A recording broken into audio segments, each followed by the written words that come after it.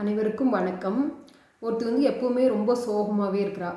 பக்கத்து வீட்டுக்காரி ஏன் இப்படி சோகமாக இருக்கிற அப்படின்னு சொல்லி கேட்டதுக்கு, என் கணவர் என்கிட்ட பாசமாகவே இருக்க மாட்டேங்கிறாரு, எப்போ பார்த்தாலும் சிடு சிடுன்னே இருக்கிறாரு, எனக்கு என்ன பண்ணுறதுனே தெரியல அப்படின்னு சொல்லி சொல்கிறா. உடனே எனக்கு தெரிந்த சாமியார் ஒருத்தர் இருக்கிறாரு, நீ அவரை போய் பார்த்தீங்கன்னா ஏதாச்சும் வழி கிடைக்கும் அப்படின்னு சொல்லி பக்கத்து வீட்டுக்காரி சொல்கிறான். உடனே இவனும் அந்த சாமியார் பார்க்க போகிறான். சாமியார் ஒரு தாயத்தை நான் தர்றேன், இந்த தாயத்தை கொண்டு போய் உன் கணவர் கையில் கட்டிட்ட அப்படின்னா அவர் நீ சொல்கிறதெல்லாம் கேட்பார், உன் மேலே எப்பவுமே அன்பாக இருப்பார். ஆனால் அந்த தாயத்துக்குள்ளே வைக்கிறதுக்கு கரடியின் நகம் வேணும் அப்படின்னு சொல்லி சொல்கிறார். சரி, நான் எப்படியோ ஒன்று கொண்டு வரேன்னு சொல்லிட்டு அந்த பொண்ணு ஒரு அடர்ந்த காட்டுக்குள்ளே போகிறா. ஒரு கரடிக்கிட்ட ஃப்ரெண்ட்லியாக பழகிறா. அந்த கரடி கேட்டதெல்லாம் வாங்கி கொடுக்குறா. 1 மாதம் ஆயிடுது.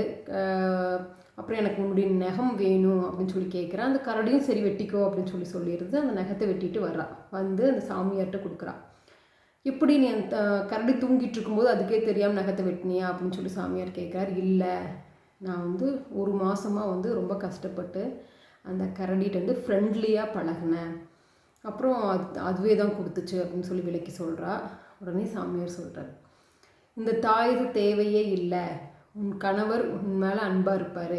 ஏன்னா நீ இப்போ ஸ்டார்டிங்கில் அந்த கரடி உங்ககிட்ட அன்பாக இருந்திருக்காது. ஏன்னா அது ஒரு காட்டு விலங்கு, கரடு முரடான ஒரு விலங்கு. அந்த விலங்குக்கிட்ட நீ எப்படி பக்குவமாக நடந்துக்கிட்ட, ஃப்ரெண்ட்லியாக பழகின, அதனால தானே அதுவே தானாக நீ கேட்ட உடனே நகத்தை கொடுத்தது. அந்த மாதிரி உன் கணவர்கிட்ட நீ அன்பாக நடந்து கொள். அவர் கோவப்பட்டாலும் பதிலுக்கு நீ அன்பையே திருப்பி கொடு, கண்டிப்பாக உன்னை சுற்றி சுற்றி வருவார் அப்படின்னு சொல்லி சொல்கிறாரு. ஸோ இந்த கதையில் நம்ம என்ன தெரிஞ்சுக்கிட்டோம் அப்படின்னா, மனைவி மட்டும் அன்பாக இருக்கும்னு அவசியம் இல்லை, கணவரும் தன் மனைவிக்கிட்ட எப்போவுமே அன்பாக இருக்கலாம். ஆஃபீஸ் போகிறாங்க, ஆஃபீஸில் மேனேஜர்கிட்டையெல்லாம்